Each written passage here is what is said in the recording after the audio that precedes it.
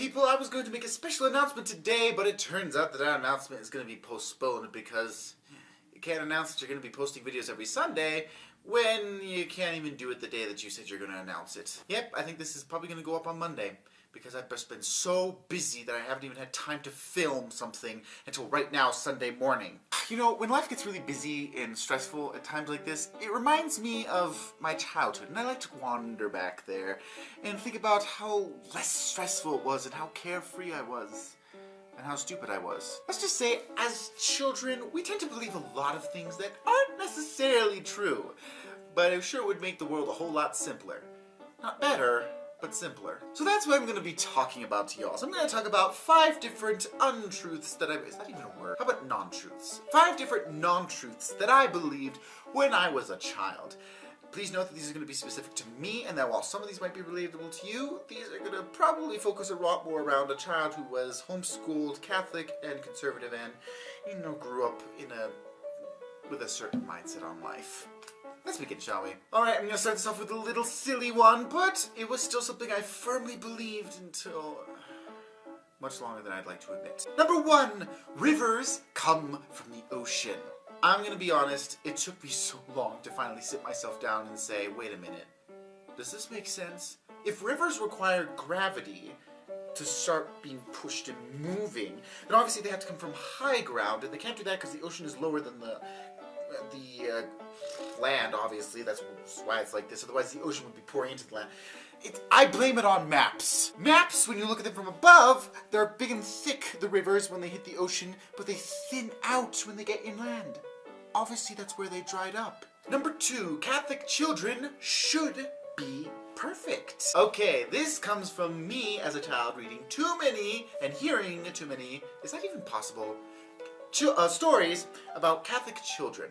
Now, to be fair, these stories are about saints, and these were extraordinary people who, if these stories are completely accurate, they were absolutely phenomenally well-behaved and holy as children. And when you read these stories as a child, you go, oh, that's not me. But I was convinced that Catholic children should be perfect, or at least that's something we should be. Surprise, surprise, here I am as an adult, and I realize that all children are brats. The funny thing is, I actually love children, but let's every one of us be honest. If anyone has ever had a younger sibling or a child, you don't even have to have had any of these things. You just have to look at anyone else's children. Children are inherently just brat-ish. And that's going to vary by degrees, and if you raise your child the best you can to be a good human being, guess what? There's still a tiny infinitesimal part of them that is going to definitely be a brat. That's just part of being a human. It's being selfish.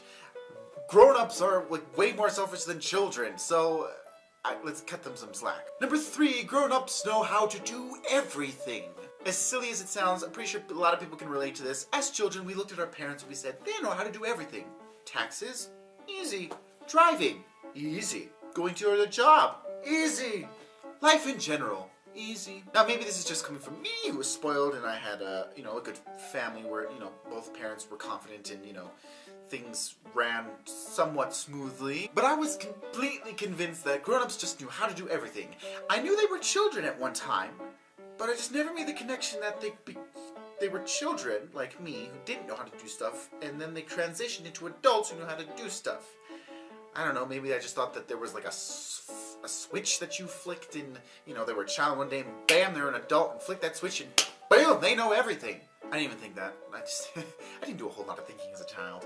Number 4, true love is easily findable. This I'm going to blame squarely on the shoulders of Disney cartoon movies. I grew up with these movies, and when true love's kiss is being thrown around in almost all of these, what is a boy to think but true love is just that easy to find? And it always involved kissing, so obviously that's where true love comes in.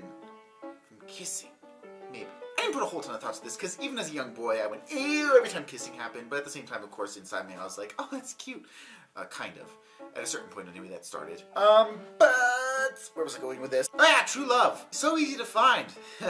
Now I'm an adult and I realize, well, I don't think anyone has true love. No, that's not true. People have true loves. It's a thing. But let's just say it doesn't have to involve kissing. And due to what I have observed and researched and thought and stuff, the closest I've ever gotten to thinking about true love is that true love is self-sacrifice. That is the closest I think I've gotten to what true love is. And this is still a work in progress, and yeah. And of course, number 5. You thought I was going to bring up where do babies come from, didn't you? Yeah, that was not on my thought at all until I was a teenager, and then I had my dad sit me down and give me that talk. Yeah, I'm not going to talk about that. Number 5, perfection is attainable by others, not me.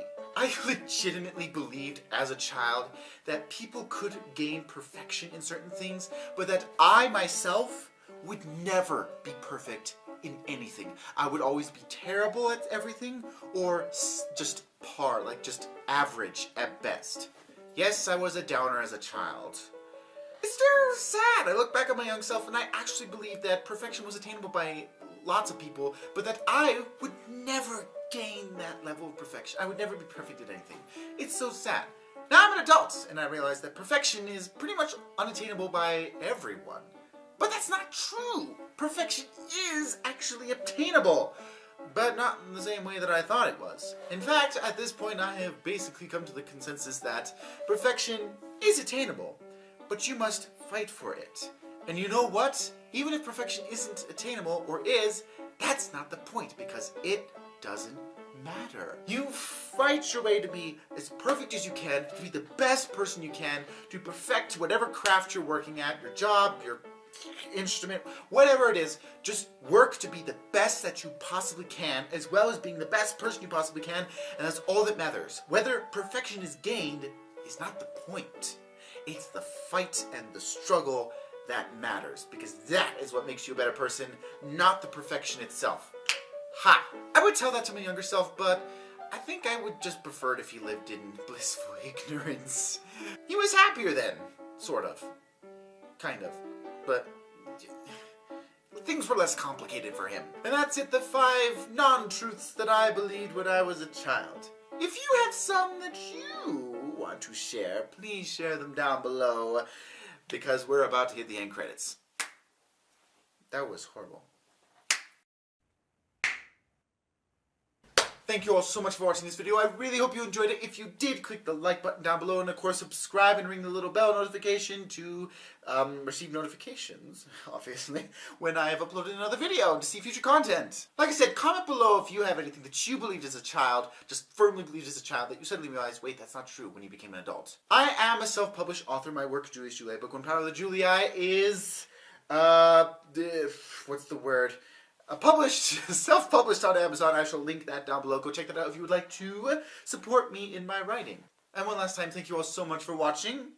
Go revisit your childhoods, and for whatever it's worth to, may God bless you.